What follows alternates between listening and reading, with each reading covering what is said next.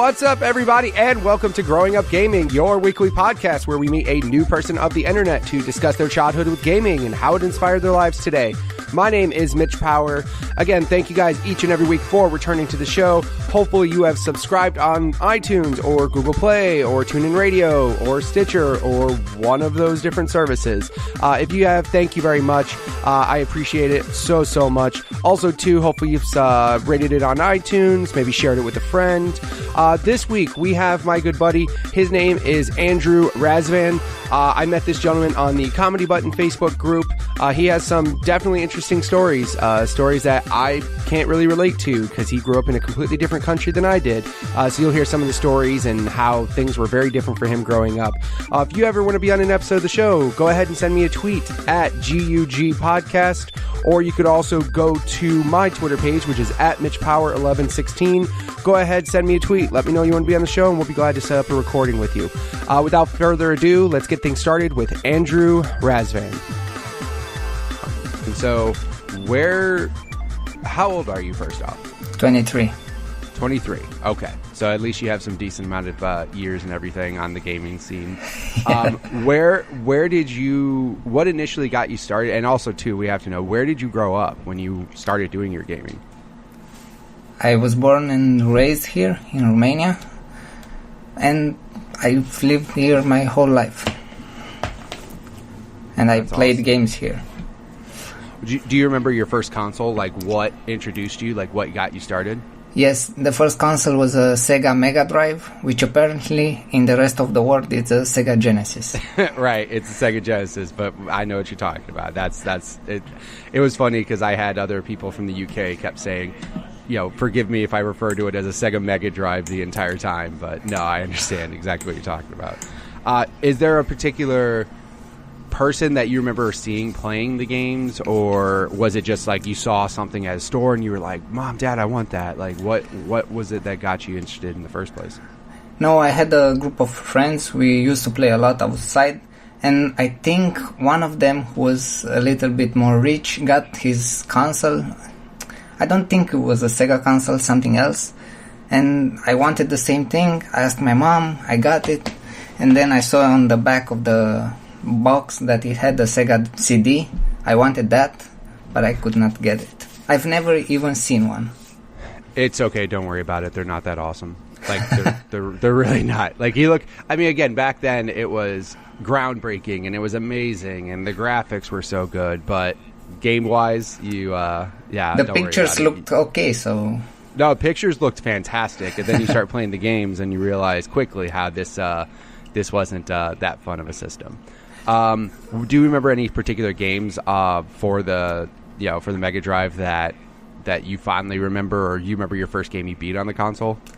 I don't think I've beat a game on the console, but I got the console with 2 games, with Spider-Man Return of the Sinister Six, right, and Ninja You Can Do or something like that, which apparently is Ninja Gaiden.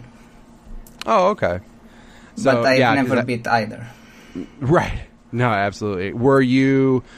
Did you have like any kids around? So were your core group of friends kind of Genesis people or Sega Mega Drive people? And then did you ever have anybody back then that had a Super Nintendo so you could experience like both sides of it? No, I've never even seen a Super Nintendo. Really? Really. We heard of a console called Terminator, which apparently was the latest technology, but I never even seen that. So Nintendo was weird. But I've played Mario on Sega Genesis, which is weird now that I think about it. Yeah, that's a little weird. Like that's something that's definitely not of the norm and everything. Was there a lot of... So, like, in your country, so Sega was kind of the primary thing, right? So that was pretty much what everybody had then? Yes, at least in my group of friends, because back then we didn't have internet, so I had no idea what everybody else had. The first PC was amazing when we first saw one. Of course, yeah. Did you ever, in your country, did they have gaming magazines where you could like see any other games or any other consoles or see upcoming games coming out? I think the first gaming magazine I got was in 2005, I think. Wow. And I had a PC at the moment, so I got it. The first game I ever got from a magazine was Blood Rain, the first one. Oh, okay. Which was a fun game, but... Yeah. I mean, it's funny because now it's like games were given away back then with magazines. Like, we fondly remember the magazines that came with either a demo disc or PC games that actually came with like a real game. Yeah, and I've played the demo on some discs for, I don't know, a lot of hours. I don't think I've played some full games like as much as... That many hours. Yeah. Yeah, I remember the demo disc. That was so... Back then when it was, well, obviously PC had it first, but then when, eventually when it went to like PlayStation and all that, how that was so big when there was a demo disc that had just little snippets of a game. That was amazing. That was new stuff back then. Yeah, and back then we had 2 magazines, but now we have only one, and I kind of don't buy them anymore. Yeah, we have the internet now. Like, and we have Steam, magazines. And for the price of the magazine, I can get like 5 games on Steam. Yeah, exactly, right? Thank you, Steam sales, where you can get 35 games for $4 or whatever. It's so ridiculous. Like, it's so... And I mean, it's crazy because Steam, like, now just how digital has affected just distribution of games. Like, now you have access to games that who knows if they would have been readily available in your country or anything. Now they get put online and they're just like, here you go. Yeah, and especially in the 90s when I grew up, it was a bit difficult because my country just came out from under communism, so everything was high tech for us, and it was weird. But I can imagine that's definitely something I can't even imagine. Like, that's crazy. Yeah, but it was fun, and as I said, I've played Mario and I loved it, but I never owned a Nintendo console, not until I think I will get one this year. The Switch looks nice, but never. The only Mario games I've played were on Genesis, on PC, some port or whatever, Flash games. Yeah, just something to kind of give you a taste of what Mario was like and everything. So, did you ever get into the Sonic games or anything like some of the kids did in my neighborhood? No, the first Sonic games I've played were the Flash ones, and after that, the first I remember is called Sonic Heroes. Right. Yeah, I remember that came out like PS2, Xbox, GameCube, like that kind of generation.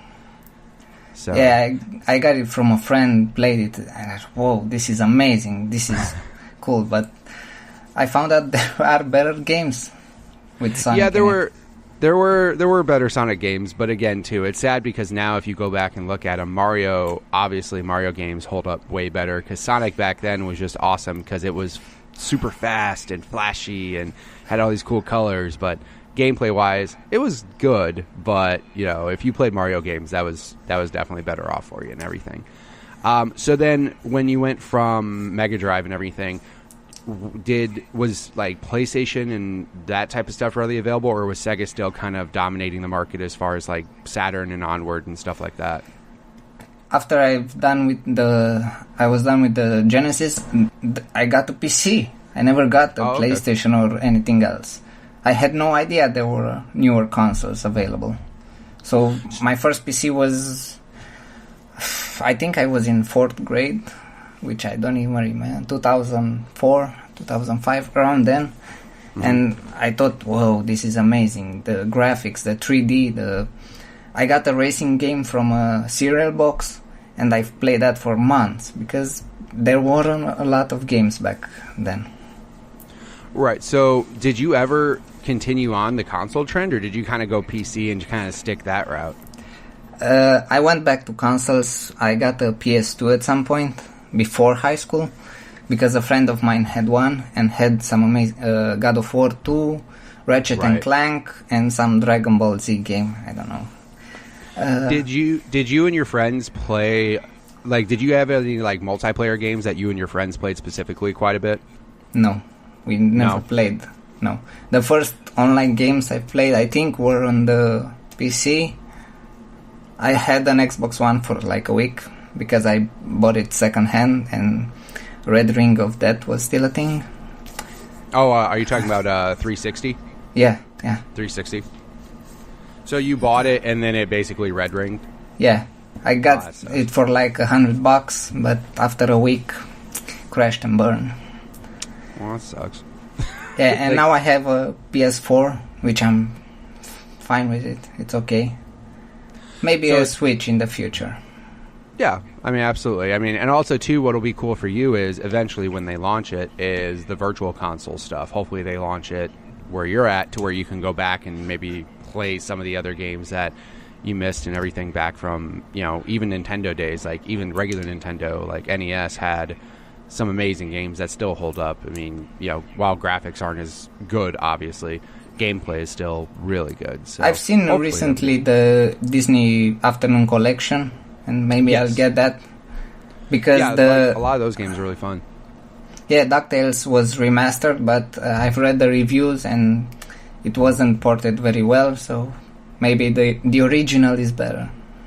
Yeah, I mean, the Afternoon Collection is cool, especially Chip 'n Dale's, Darkwing Duck, like all those games all in one. It's funny because then you'll go back and play those games and realize how hard they are. And I mean, you're an adult and you imagine, oh man, I'm better at games than I was when I was a kid. But no, like at least in the new game, they have this rewind feature where if you suck, you can rewind, which unfortunately wasn't there back when I was a kid trying to play them and just screaming at how bad I sucked at the games. So yeah, games were difficult. That's why I never finished a game on Genesis, because they were difficult. Yeah, they were really difficult. A game with tanks, I don't remember, Tankland or something like that, tank something, where you had to build your base or protect your base from the other tanks. I never got past the training mission. I beat that, and then the first mission, they killed me. Yeah, and the funny thing too is it's not like now where it's like if you suck, you can go watch a YouTube video on how to do it or go online and read a strategy guide. It's like, hope you talking can figure with it your out. Friends maybe. Yeah, exactly. That's all you had was your schoolyard friends, and hopefully they had the same game and they were better at you. Then you'd be like, man, how'd you get past this part? Like now, obviously, we don't need that. We can pull up our phone and do it. Actually, now I remember that we had on Genesis Double Dragon, I think 2 or 3, and it had basically local co-op, and it was amazing. Because we could gather around and play the game, pass the controller, and if one of us died, the other one could finish the mission, and we would both pass the mission. It was awesome.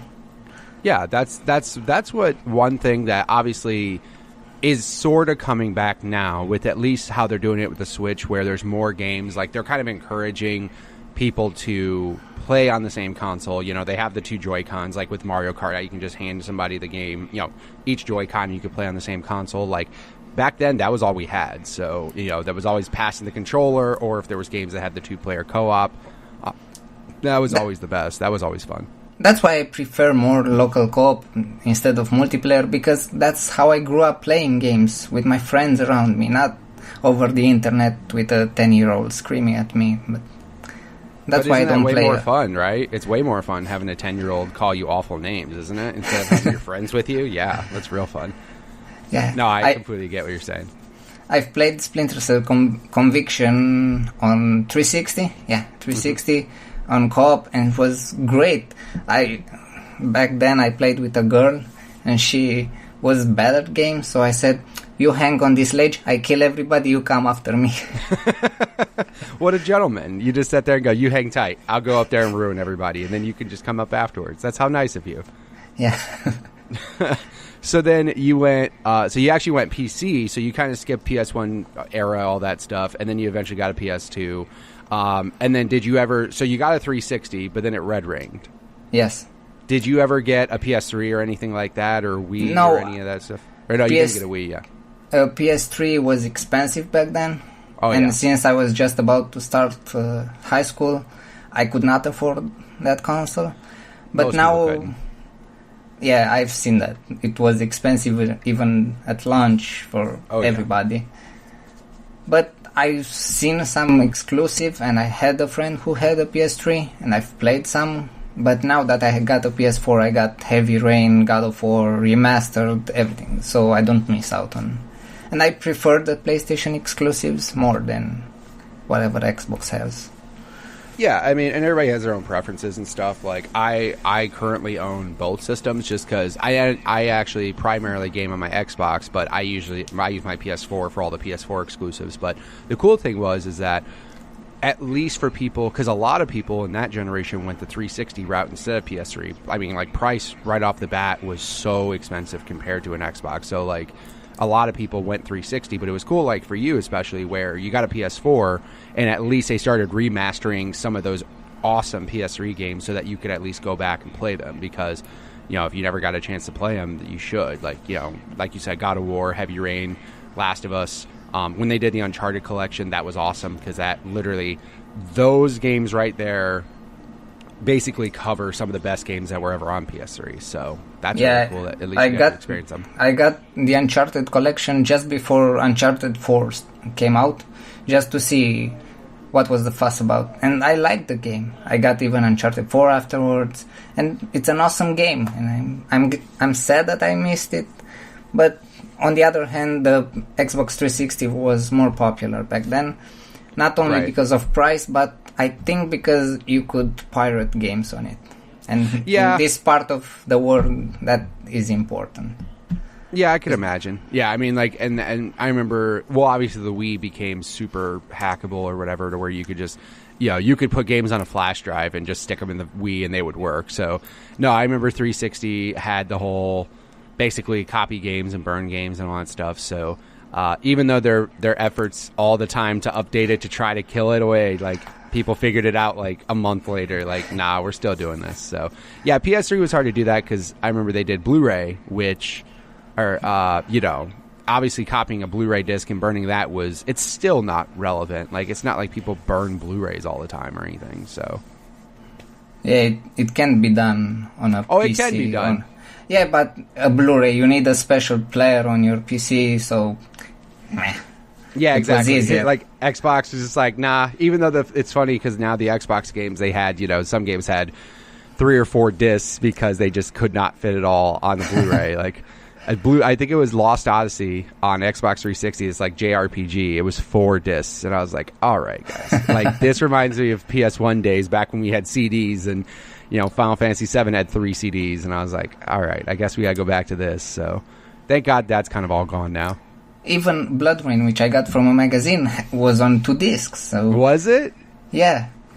That's hilarious. On both of them, they had the picture of her, but one was in red, one was in blue. And it was hard to wait there and then, please insert next disc. Please insert disc 1 now, please. Too difficult. Yeah, exactly. Well, I mean, now with me, it sounds bad, but I'm pretty much gotten to the point where digital has made me completely lazy, where I'd rather buy certain games digitally just so I don't have to get off my couch to put the original disc in. They only come on 1 disc now, and I'm like, nah, I don't want to do that. I just want to sit down, and I just want to tell my Xbox to go play Titanfall and to just go do it. Like, that's what I'd rather do. So digital has made us all lazier, because we don't have to swap discs. But in your case specifically, like, it greatly increased your range of what games you could even get, which is awesome. Yeah, and on PC I'm fully digital. I don't think I have a disc. But on PS4 all my games are on disc. Yes. And I still get games physically for the new systems, because I, like, for example, like, most games I don't hang on to. Like, if I get a game and beat it, I usually sell it or trade it in pretty much right away. So that's why I haven't gone full digital. But then there's certain, like, just like Steam sales, like, a game will go on sale for so cheap, even though you may not play it right away. You're like, this game's like $4. I should just buy it. And I have so many games like that on my system. Like, I bought Lego Batman 3 Complete that has all the DLC. It's the complete game, and it was like $6 or something. And I'm like, that's a great deal. And I bought it, and it just sits there. I haven't played it once. I don't even have plans to play it. You know, if my kids want to play it one day, cool, but I don't want to. I have like 300 games on Steam, and I don't think I've played like 20% of them, because I just buy them, and Humble Bundle is a great deal, because you get 5 games for $1, and it doesn't matter how shitty they are. Exactly. Just buy them. Because it's a buck and whatever. It's funny because Steam is it's funny because if you would have told your younger self you're going to have over 300 games on your computer, your younger self would have been like, that sounds like the greatest thing in the world. And then you look and you're like, I want to play like 10 of these. I don't care about these other ones. I just got them because they were part of a bundle. And I open up Steam, I don't have anything to play. Let's look at the store. That's always the worst. Like, God, my wife will, like, she always says, I'll look at, like, but I mean, we do the same thing with television. We scroll through hundreds of channels and go, there's nothing to watch. Like, we're so spoiled now compared to back then when you got the one game or two, one or two games a year maybe, and you were like, this is the greatest thing ever. And, like, you imagine having all these games and having all this stuff to play, but now you become an adult, or now we just become spoiled where there's 500 channels on TV and we don't have anything to watch, or we have 300 Steam games and we don't have anything to play. Yeah, and at least we grew up knowing that there was another time when we didn't have those games. But now kids these days, they just play whatever because they have it all. I mean, even on your phone you have 1,000 games if you open the store up. I mean, exactly. I wish I wish our kids could see what a pre-internet era was like pre-internet, pre-smartphone, all that. I wish they could see that because it's very different. But also too, again, like, at least with us, we grew up, we appreciate things quite a bit more now. Like, whereas kids today, we sound like old men, but like kids today are just like, games are always digital, right? No, I remember having to get a cartridge and blowing in the cartridge and hopefully it works. Like, you don't have to worry about games not working. You hit a button and they always work. Yeah, or I got a cartridge that had 2 games on it, but in order to play the other one, you had to reset the console and start from scratch, basically. Yeah, basically. Yeah, like, and we take, they take advantage of things like games that save your progress, because some games just straight didn't do that. Some games were, sorry, they didn't do that at all. Yeah, and you basically back then I had to play like 2 hours a day because the power plug on the Genesis would heat up and smell. So I would play 2 hours and then the next day play the same 2 hours again, and hopefully I would get past the boss or whatever. Yeah, like get a little bit further each time because you've done the same first stage 700 times, right? Yeah, you could do a speed run basically. That's where speedrun community came from. Kids that only got that one game and they just played it over and over. That's probably what ended up happening. Yeah. Some people would consider that kid, like, feel bad for the kid because he only got one game, but then they realize he could beat the game in 2 hours and everybody else takes 10, and they're like, how does this happen? And now he's famous, he's rich, famous, and lives on a private island. Yeah, now because, like, we all made fun of him because he only had one game, and now he's speedrun it, beaten Guinness World Records, gotten money from it. So, I guess who's laughing now, right? Yeah. I don't think I could do that. I remember certain games having where that's all I played, just one game over and over and over again, but I don't think now I could do that, where I just stick to one game. I know there's people out there that have literally thousands of hours in certain games, but also it's different because they're online games mostly, you know what I mean? Like, people that have thousands of hours in World of Warcraft, like, there's different things you can do in that game, at least with different people, but like to play a single player game by yourself for that long. Yeah, I've seen people on Skyrim with 1,000, 2,000 hours, and I'm like, what are you doing with your life? I mean, do you even have one? The most played game I have, I think I have 80 hours in it, and it's Batman Arkham City, because I liked that game so much that I completed it 100%. So that's why fantastic.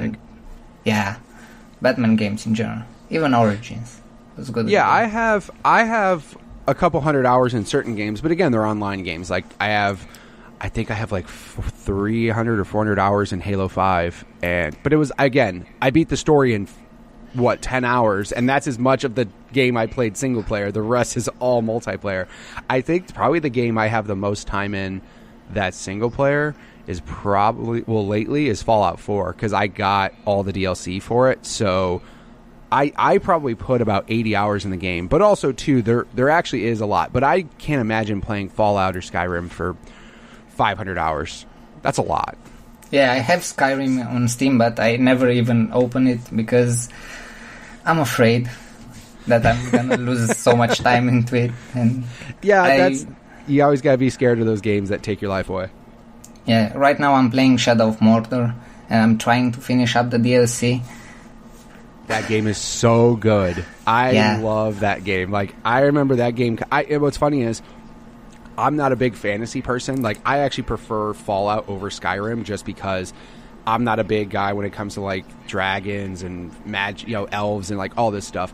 And, like, Lord of the Rings, not a fan of. But for whatever reason, I played Shadow of Mordor, and that gameplay is just top-notch. It's so good. And I was shocked at how much I liked it. When it came to the story, I was just like, whatever. I don't care about all this happening and blah blah blah. But like when I was playing that game, again, like all the WB games have gotten better. Like that whole Batman combat. It's basically Batman reskin. It's basically Batman combat, but like all the powers you get, how you can upgrade your character. Like that game is phenomenal. And Shadow of War, that's coming out, looks so good.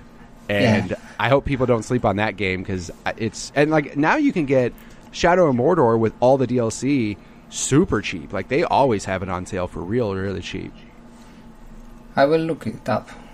Yeah, because I want to get the game after I finish this one.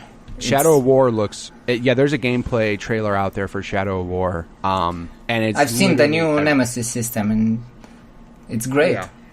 Can't wait to see it. That was always. It's funny now because that's games now graphically. They can get better and better, but I actually prefer when new games that are out there start implementing systems that couldn't have happened before. Like now that they have this Nemesis system where, like the person you're about to kill remembers you and they remember killing you and they're like, no, remember me when I stabbed you in the face? And they'll say that to you and I'm like, this is kind of cool. And then they get more powerful as they kill you. I'm like, dude, this gameplay loop is real good. But the combat-wise, it's Batman, but also it's okay to copy it because Batman's combat is really good. Yeah, but this one is even better because you get to kill them and decapitate them and stab them through their face and cut them in half, and it's great. Yeah, except for, in Batman, he doesn't, he kills them, right? No, he just breaks their arm in 9 places and everything. Yeah. That was always the funny thing when Arkham Knight came out. And it was funny because you had a tank. You were shooting people, and they were like, they're rubber bullets. I'm like, all right. When they were on the street, you hit them with your car. No, you just electrocute them and whatever. And no, they're dead. Yeah, I'm sorry. Batman's running over people and blowing up things. Like, I'm sorry. Like, Batman's killing people. You could try to spin it however you'd like, but Batman's really killing people. Yeah. But it was a fun game, too. Absolutely. So now basically you're primarily PC, like you have a PS4 and everything. So do you PC, PS4. Right. I basically depends on my mood. Basically, sometimes I just open up the PS4, play some Last of Us or FIFA or whatever, and sometimes I go on PC and I play something like Shadow of Mordor or Hitman, the new one, or Splinter Cell. I still enjoy that because I'm a fan of stealth games. Well, the cool thing is for PC at least is that it's basically the ultimate backward compatible machine. Like you could at least go back and play, the Splinter Cell games that were popular on PS or on Xbox and 360, and then at least they have that type of thing where you can go back and play all the favorite games that were maybe you didn't get a chance to play them on consoles then, but at least you have a PC where now of course you can max out the graphics as best as they could have looked back then to enjoy them as best as possible. Yeah, and it's great to play something like, for example, when I was a kid, I had a magazine that had the demo with a game called Maximum 15 or something like that. Mm-hmm. And I looked it up on the internet and I found it on Steam and bought it and played some. It's not as good as I remember, but still, I could find it and play it after 10 years or more. And it was amazing because that's the power of the PC.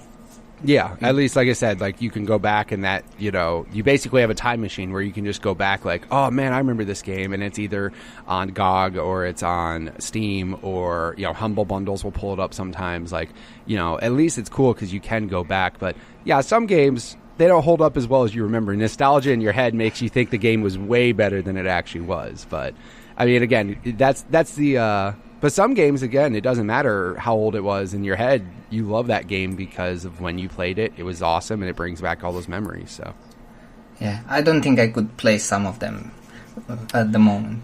No. Because the gameplay was terrible. For example, the first game I got with the Genesis, Spider-Man, I loved it because I was a huge Spider-Man fan, but now I tried it on an emulator and holy shit, it's a bad game.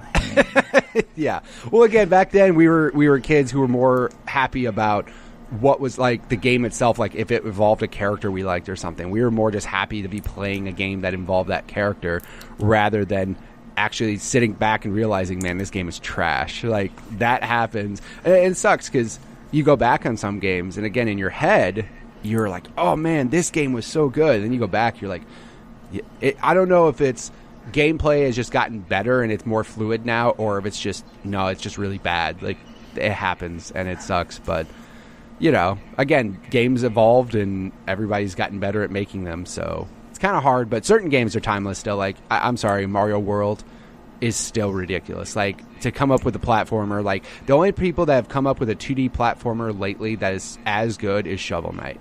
Shovel Knight is... I did not play with that one. Really good game. Like, it's a mix of, like, all the classic, like, side-scrolling, like, games, and it's Shovel Knight's a great game. Like, I'm sure they have that on some Steam sale for $5 or something. I would get it.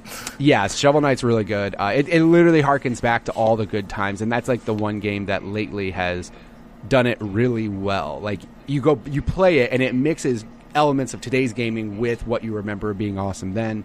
So, yeah, if people want a good, awesome side scroller, go get Shovel Knight, because that game's great. So, do you do any streaming on Twitch or anything like that, or do you do any stuff like that when it comes to gaming?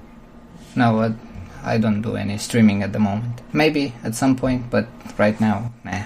No, you don't have to. It's okay. I kept telling myself I was going to, and then I realized nobody wants to see me play games, so I didn't even bother. And maybe it's even better for you to just play them and enjoy them at your pace, exactly, and not have a chat or people watching you, and enjoy them at your own pace. We don't have to stream. We don't have to share everything with the world. You know what I mean? We can just, play games ourselves and just enjoy them ourselves. We don't have to always be online putting stuff out there. So, yeah, definitely.